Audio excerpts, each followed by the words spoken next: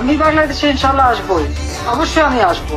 আর তাদের মৃত্যুদণ্ড, তাদের ফাঁসির দড়ি কত শক্ত বা কত বুলেট আছে সেটা নিশ্চয়ই যাচাই করবো। ডক্টর ইউনূস জানেন, তার রাজনৈতিক মিত্ররা জানে, তার যেসব রাজনৈতিক মিত্রদের শক্তিতে তিনি ভাবছেন এই মাসনাদ তিনি দীর্ঘ সময় ধরে রাখতে পারবেন। আসসালামু আলাইকুম ভিউয়ার্স, দেশ ও দেশের বাহির থেকে যারা আমার ভিডিওটি প্লে করেছেন জানাচ্ছি আন্তরিক শুভেচ্ছা অভিনন্দন। আশা করি সবাই ভালো আছেন, সুস্থ আছেন, আলহামদুলিল্লাহ। তো ভিউয়ার্স, অবশেষে বাংলাদেশের আন্তর্জাতিক অপরাধ ট্রাইব্যুনাল থেকে খুনি হাসিনাকে মৃত্যুদণ্ডের রায় ঘোষণা করেছেন। প্রথমত এই রায়কে ভারত প্রত্যাখ্যান করলেও এবার তারা নমনীয় আচরণ শুরু করেছে। অন্তর্বর্তী সরকার ডক্টর ইউনূস ইন্টারপোলের মাধ্যমে শেখ হাসিনাকে রেড নোটিশ পাঠিয়েছে ও আন্তর্জাতিক অ্যাকশন শুরু করেছেন তিনি। এরই চাপে এখন শেখ হাসিনা সরাসরি সাক্ষাৎকারে বলেছেন যে তিনি জাতির কাছে ক্ষমা চাইবেন এবং আত্মসমর্পণ করে আদালতের রায়কে মেনে নিয়ে তিনি দেশে ফিরতে চান। এদিকে শেখ হাসিনার মৃত্যুদণ্ড রায় হওয়ার পর থেকে ভারত ব্যাপকভাবে উত্তপ্ততা ছড়িয়ে পড়েছে যে একজন ফাঁসির আসামিকে কিভাবে ভারতবর্ষে অবস্থান করতে দিচ্ছে অবৈধভাবে নরেন্দ্র মোদীও এখন শেখ হাসিনাকে নিয়ে ব্যাপক এক চাপের মুখে পড়ে রয়েছে। আসুন সর্বশেষ আমরা এ সম্পর্কে আরো বিস্তারিত জানবো রিপোর্টে। সো ভিডিওতে যাওয়ার আগে ছোট রিকোয়েস্ট করবো, যারা চ্যানেলটি সাবস্ক্রাইব করেননি সকল আপডেট সবার আগে জানতে অবশ্যই চ্যানেলটি সাবস্ক্রাইব করে পাশে রাখবেন। দর্শক আসুন স্ক্রিনে। ডক্টর ইউনূস জানেন, তার রাজনৈতিক মিত্ররা জানে, তার যেসব রাজনৈতিক মিত্রদের শক্তিতে তিনি ভাবছেন এই মাসনাদ তিনি দীর্ঘ সময় ধরে রাখতে পারবেন। তিনি জানেন আওয়ামী লীগ সুসংগঠিত হয়ে সর্বশক্তি নিয়ে যেদিন পথে নামবে সেদিন যমুনা কেঁপে উঠবে, সেদিন সত্যি যমুনায় আর নিরাপদে থাকা চলবে না। শেখ হাসিনা তার নেতাকর্মী সমর্থকদের সঙ্গে সাম্প্রতিক বক্তব্যে এই কথাটাই বলেছেন। তিনি বলেছেন, মন খারাপ করে থাকলে চলবে না, ভয়কে জয় করতে হবে। বাংলাদেশে আন্তর্জাতিক অপরাধ ট্রাইব্যুনালে শেখ হাসিনার মৃত্যুদণ্ডের রায় হওয়ার পর থেকেই সংবাদ মাধ্যমগুলোতে, প্রিন্ট এবং ইলেকট্রনিক সংবাদ মাধ্যম, টেলিভিশনের টক শো, সংবাদ মাধ্যমের বিশ্লেষণ, সবকিছুতেই শেখ হাসিনা কি আর কোনোদিন ফিরতে পারবেন, এর মাধ্যমেই শেখ হাসিনার রাজনৈতিক জীবন কি শেষ হতে চলল, শেখ হাসিনা যেহেতু আর ফিরতে পারছেন না, আওয়ামী লীগ কি আর কোনোদিন রাজনীতিতে ফিরতে পারবে, এই আলোচনাগুলো মুখ্য হয়ে উঠেছে। এবং নিশ্চয়ই আকেলমান্দ মানুষের বুঝতে অসুবিধা হয় না যে ওসব আলোচনাতেও কারো পক্ষে সাহস করে এমন কথা বিড়বিড় করেও উচ্চারণ করা সম্ভব নয় যে শেখ হাসিনা এবং আওয়ামী লীগের রাজনীতি বাংলাদেশে নিঃশেষ করে দেওয়া এত সহজ কিনা সেই প্রসঙ্গটিও ভাবা দরকার। কারণ আপনারা নিশ্চয়ই জানেন যে শেখ হাসিনার রায় ঘোষণার পরেও 1000 জন বিশ্ববিদ্যালয়, নানা বিশ্ববিদ্যালয়ের শিক্ষক বিবৃতি দেওয়ার পর যেসব শিক্ষক বিবৃতি দিয়েছেন তাদেরকে নির্মূল করে ছাড়বার ঘোষণা দিয়েছে ডাকসুতে ঢাকা বিশ্ববিদ্যালয় ছাত্র সংসদে বিজয়ী ছাত্র শিবিরের নেতৃবৃন্দ। এমন ঢাকা বিশ্ববিদ্যালয়ের এক ডেপুটি রেজিস্ট্রার, তিনি নাকি আগে ছাত্রলীগের রাজনীতি করতেন, তিনি আই ডোন্ট কেয়ার লিখে এক ফটো কার্ড দেওয়ার পর তাকে মপ করে বাসা থেকে ধরে নিয়ে গিয়ে পুলিশে দিয়ে দেওয়া হয়েছে।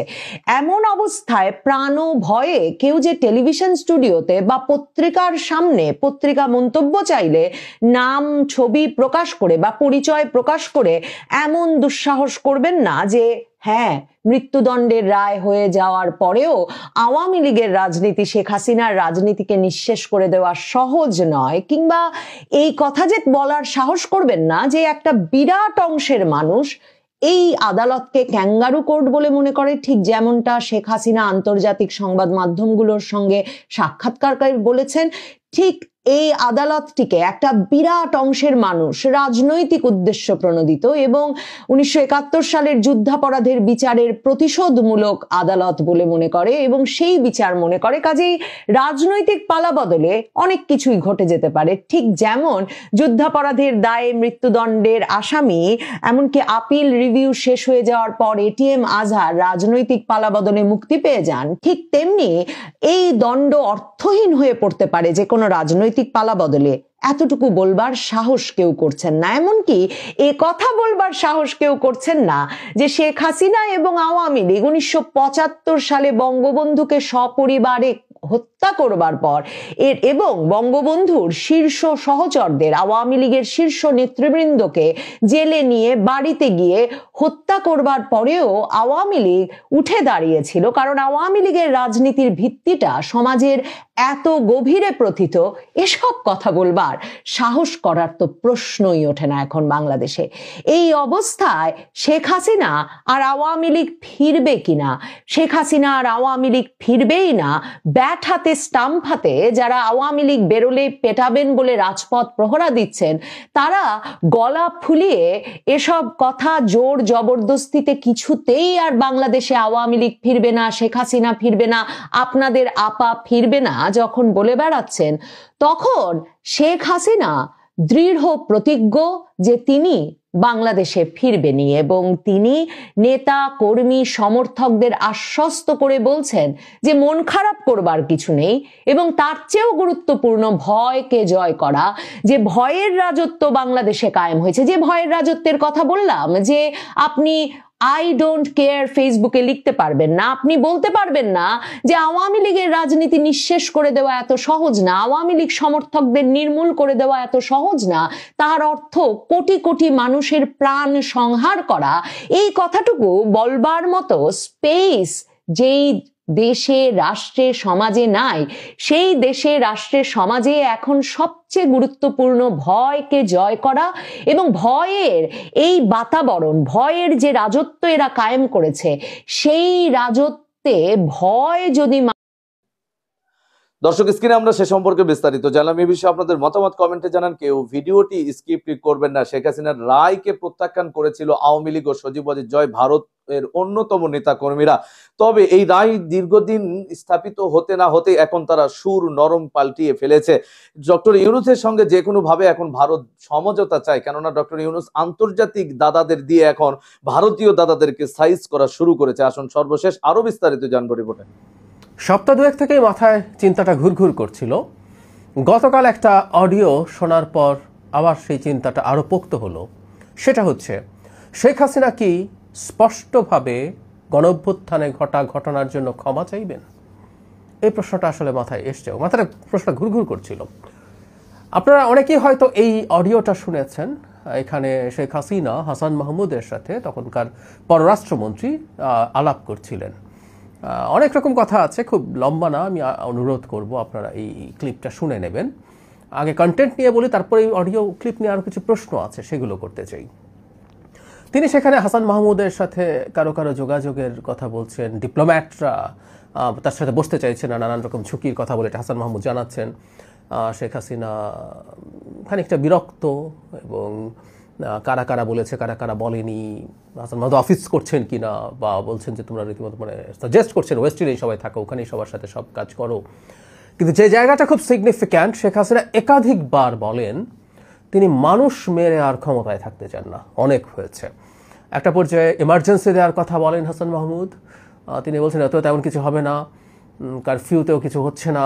ইনডিরেক্টলি আমার মনে হয় সেনাবাহিনীর প্রতি তার ক্ষোভ ওখানে প্রকাশিত হয় যে কিছু তো হচ্ছে না করে, আর এমার্জেন্সি দিয়েও বা কী হবে, তার চেয়ে উনি ছেড়ে দেবেন, রাষ্ট্রপতি তিন বাহিনী প্রধানকে নিয়ে ঠিক করবেন কি হতে পারে। তিনি রিপিট করেন তিনি মানুষ মেরে আর ক্ষমতায় থাকতে চান না, এই দেশে আর না, মানে তিনি পালিয়ে যাওয়ার নিয়ত আছে, এটাও বোঝা গেছে। বিভিন্ন এলাকায় তার দলের লোকজনের উপরে যেভাবে চড়াও হচ্ছে, কিছুতেই কিছু ঠেকানো যাচ্ছে না, আগুন লাগিয়ে দিচ্ছে নাকি গান পাউডার দিয়ে, ইত্যাদি ইত্যাদি। কিন্তু যে জায়গাটা মেইন টেক অ্যাওয়ে, তিনি মানুষ মেরে ক্ষমতায় থাকতে চান না। অডিওটা কি জেনুইন কিনা এই প্রশ্ন আসতে পারে, কারণ শেখ হাসিনা যা করেছেন, এমনকি শেষ মুহূর্ত পর্যন্ত তিনি যা করেছেন বলে আমরা ওখানে থাকা মানুষজনের কাছে শুনেছি যে শেষ মুহূর্ত পর্যন্ত তাকে বোঝাতে কঠিন হয়েছে। তিনি তার বোন, এমনকি শেষ পর্যন্ত তার সন্তানকে ব্যবহার করতে হয়েছে তাকে কনভিন্স করার জন্য, এবং শেষ মুহূর্তে যখন জনগণ গণভবনের দিকে আসছে তখন তিনি পালিয়েছেন। এই জিনিসগুলো কিন্তু আমাদের সার্কামস্ট্যান্সিয়াল এভিডেন্স আছে। তিনি যখন পালাচ্ছেন তখন আর মানুষের স্রোতকে গণভবনে যাওয়া ঠেকিয়ে রাখা যাচ্ছিল না, সেই সময় তিনি পালিয়েছেন। এবং তিনি তার যে টাইপ, আমরা আসলে বিশ্বাস করি যে তিনি মারাত্মক ম্যাসাকার করে হলেও ক্ষমতায় থাকতে চান। সেনাবাহিনী যদি রাজি হতো তার হয়ে বেসুমার গুলি করবে, তাহলে তিনি সেই চেষ্টাও করতেন। তিনি এইরকমই একজন সাইকোপ্যাথ, আমরা এটুকু তার সম্পর্কে ধারণা করি। এটা একটা দিক, সেটা আমরা মানতে প্রস্তুত আছি। আবার এটাও হতে পারে তিনি শেষ পর্যন্ত হয়েছেন, কিন্তু কোনো একটা সময় হঠাৎ করে তার ফর দ্য টাইম বিং এটা মনে হয়েছিল। এখন আমার প্রশ্ন হচ্ছে, এই অডিও কলটা কোত্থেকে লিকড হলো, কারা লিক করলেন? আমরা যদি এটা জেনুইন ধরে নেই তাহলে এই আলাপটা আমরা করি। এটা এই সময়ে কেন, এই টাইমিং অলসো ম্যাটার। টাইমিংটা কখন সেটা আমি একটু মেলানোর চেষ্টা করি। আমরা খেয়াল করেছি শেখ হাসিনা কতগুলো আন্তর্জাতিক সংবাদ মাধ্যমের সাথে কথা বলেছেন, রয়টার্সের সাথে, এএফপির সাথে, ইন্ডিপেন্ডেন্টের সাথে, বিবিসির সাথে, ইন্ডিয়ার কিছু মিডিয়ার সাথে অনেক রকম কথাবার্তা তার আছে। তিনি তার দায় স্বীকার করেননি, এই ঘটনার জন্য তিনি গুলির নির্দেশ দেননি, টাইপের আলাপ তিনি করছেন। কিন্তু এই প্রথমবারের মতো এই আন্তর্জাতিক মিডিয়ার কাছে তিনি, যেহেতু তিনি প্রধানমন্ত্রী ছিলেন, যেহেতু তিনি সর্বোচ্চ পদে ছিলেন, তার খানিকটা দায় স্বীকার করেছেন। তার পদে থাকা জড়িত, তিনি নিজে সরাসরি মানুষ হত্যার জন্য বলেছেন, সেই দায় তিনি নেননি। কিন্তু তার দায় এই অর্থে আছে, তিনি যেহেতু প্রধানমন্ত্রী তাই যাবতীয় মৃত্যুর জন্য তার দায় আছে, এভাবে বলেছেন। ইনফ্যাক্ট এটুকু কথাও তিনি এর আগে কখনো বলেননি, বা এখনো বলছেন না। তিনি যখন বাংলাদেশের মানুষের উদ্দেশ্যে কথা বলেন তখনও তিনি খুবই টাফ কথা বলেন, এগুলো কিছুই কিন্তু তিনি করেননি। এখানে জঙ্গিরা হত্যা করেছে, ইউনূসের লোকজন, তারেক জিয়ার লোকজন, তারেক জিয়ার হুকুমে, ইউনূসের হুকুমে। তারেক জিয়াকে প্রায় তিনি আক্রমণ করেন, জঙ্গি টঙ্গিও বলেছেন আরও কোনো ভিডিওতে। এই জন্য ওই আগেও একদিন বলেছিলাম, এটা একটু যোগ করে রাখি। মানে এই গণ অভ্যুত্থানে বিএনপির ভূমিকা কতটা ছিল, শেখ হাসিনার এই ক্ষোভ দেখলেই বোঝা যায় তারেক রহমানের প্রতি। যাই হোক, তো যেটা বলছিলাম, এই জিনিসগুলো তিনি বলছিলেন, কিন্তু নিজের যে একটা মানে তার রেসপন্সিবিলিটি, যেহেতু তিনি সর্বোচ্চ পদে ছিলেন, সেই দায় খানিকটা তিনি স্বীকার করছেন। এখন এই ইয়েটা বেরোলো, যেটা তার যে অপরাধ, তাকে আমরা যেভাবে চিনি, তাতে খানিকটা হলেও, এতে তার অপরাধ হালকা হয় না, কিন্তু খানিকটা হলেও এটাকে হালকা করার প্রবণতা তৈরি হতে পারে, যে তিনি মানুষ মেরে আর থাকতে চান না। মানে অনেক মানুষ মেরে ফেলার পর কোনো একটা সময় তার মনে হয়েছিল মানুষ মেরে আর তিনি ক্ষমতায় থাকতে চান না। এই ধরনের একটা ন্যারেটিভ সামনে আসলো। যাই হোক, এটা দর্শক, স্ক্রিনে আমরা সে সম্পর্কে বিস্তারিত জানলাম। সো ভিডিও এই পর্যন্ত। ভালো লাগলে লাইক এন্ড কমেন্ট করবেন। দেশের সকল আপডেট সবার আগে জানতে অবশ্যই চ্যানেলটি সাবস্ক্রাইব করে পাশে রাখবেন। দেখা হবে পরবর্তী ভিডিওতে ইনশাআল্লাহ। আসসালামু আলাইকুম ওয়া রাহমাতুল্লাহ।